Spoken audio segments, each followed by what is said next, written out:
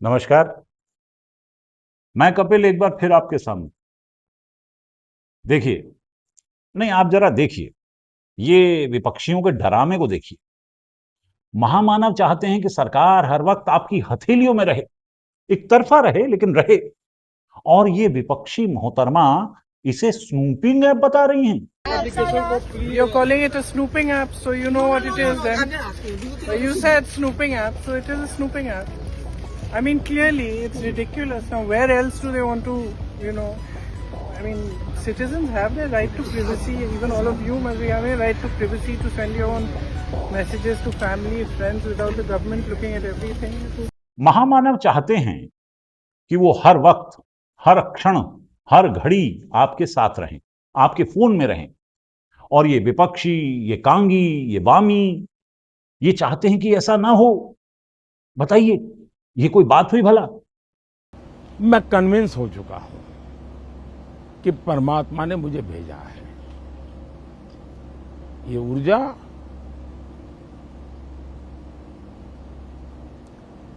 Biological शरीर से नहीं मिली है।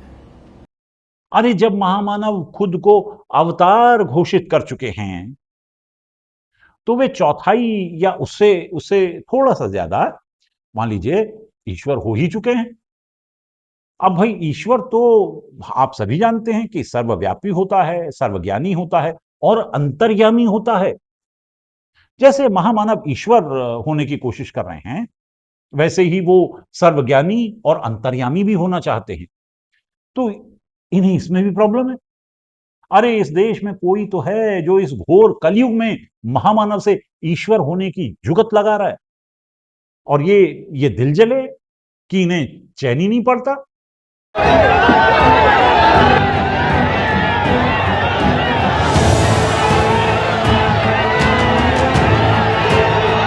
संचार ऐप के जरिए महामानव चाहते हैं कि सरकार को आपकी इच्छाओं का, आपकी आकांक्षाओं का पता रहे हमेशा।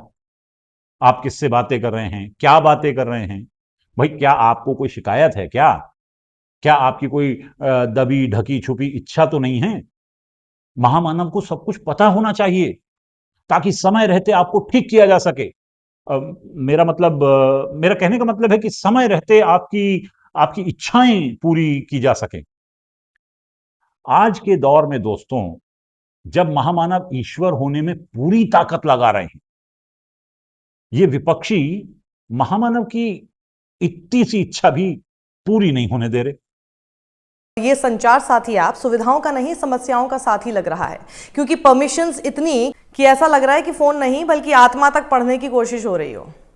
Location, contacts, background data, storage access, ये तमाम चीजें हैं। सवाल ये नहीं कि आपको क्या क्या चाहिए, सवाल ये है कि सरकार को क्यों चाहिए, और सरकार हमारे पीछे क्यों पड़ी है भाई कि ये ऐप प्री लोडेड होगा, नए फोन में और पुराने में भी अपडेट के जरिए आ जाएगा। ये सब आपको झूठ बता रहे हैं। अरे भाई, हर वक्त आप सरकार की नजर में रहेंगे तो आप ही का तो फायदा है। आप कितना पैसा कमा रहे हैं, कितना टैक्स भर रहे हैं, किससे क्या बातें कर रहे हैं, ये सब तो सरकार को पता होना चाहिए। देखो यार, अगर तुम ठीक हो, महामानव से खुश हो, यानी उनके बारे में सब भला भला बोल रहे हो, सोच रहे हो, तो सब ठीक ही ठीक है। तो तुम्हें डरने की जरूरत ही क्या है? अरे डरे वो जो महामानव की आलोचना करता हो, सरकार की आलोचना करता हो। वैसे भी ऐसा करने वाले को तो जेल भेजने की जरूरत है। अभी हो क्या रहा है ना, कि लोग महामानव की आलोचना कर रहे हैं, अब बेकार में कर रहे हैं लेकिन कर रहे हैं। यार ये तो वैसे भी ठीक बात नहीं है कि देश में महामानव की आलोचना की जाए। पर जरा सोचिए, अगर ये संचार ऐप आपके फोन में आ जाएगा तो चुनाव आयोग को ये एसआईआर करने की जरूरत ही नहीं होगी।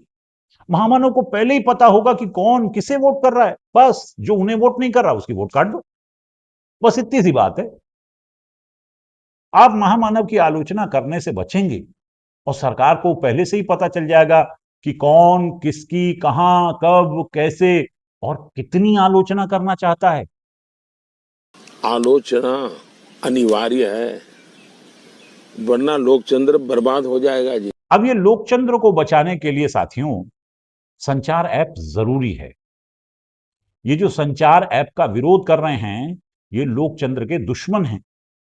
महामानव और उनकी टीम जो सभी मोबाइलों में संचार ऐप डालना चाहती है वो लोकचंद्र को बचाना चाहती है। देखिए अभी क्या होता है ना कि कोई नारा लगाता है या कहीं भाषण देता है या कोई फेसबुक पोस्ट करता है या शेयर करता है तब जाकर पुलिस हरकत में आती है। लेकिन अगर संचार ऐप आ गया तो नारा लगाने से पहले ही पुलिस यानी सरकार आपको अरेस्ट कर लेगी और फिर आपके नक्सली लिंक का पता लगाएगी। आपने जरा सरकार की आलोचना के बारे में सोचा तो पुलिस फौरन आपको अरेस्ट कर लेगी और फिर आपके नक्सली लिंक का पता लगाएगी। आपने फेसबुक पर या ट्विटर पर कुछ लिखने की सोचा या शेयर करने की सोचा तो पुलिस आपको फौरन अरेस्ट कर लेगी और फिर आपके नक्सली लिंक का पता लगाएगी। And this app basically acts as a surveillance app. जरा सोच के देखिए, आपके पास एक मोटरसाइकिल है और आप अपने दोस्त से कह रहे हैं कि यार मैं तो सिर्फ 200 रुपए का पेट्रोल डलवाने की सोच रहा हूं क्योंकि पेट्रोल बहुत महंगा है। अब जब आप अपने दोस्त से ये बात कर रहे होंगे तो आपका फोन आपकी जेब में होगा जिसमें संचार ऐप होगा जिसके जरिए आपकी ये पेट्रोल वाली बात पुलिस के कानों तक पहुंचेगी। बस पुलिस फौरन आपको अरेस्ट कर लेगी क्योंकि पेट्रोल की कीमतों के बारे में बात करना तो सरकार की आलोचना करना है और सरकार की आलोचना करना तो नक्सलवाद है, नक्सल होना है। बस हो गया आप अर्बन नक्सल। कितनी सीधी सी बात है जो आपको समझ लेनी चाहिए। If it wants to, it can figure out who are you calling. If it wants to, it can figure out what message did you receive. If it wants to, you can figure out what photographs did you click. If it wants to, you can figure out what MMS did you receive.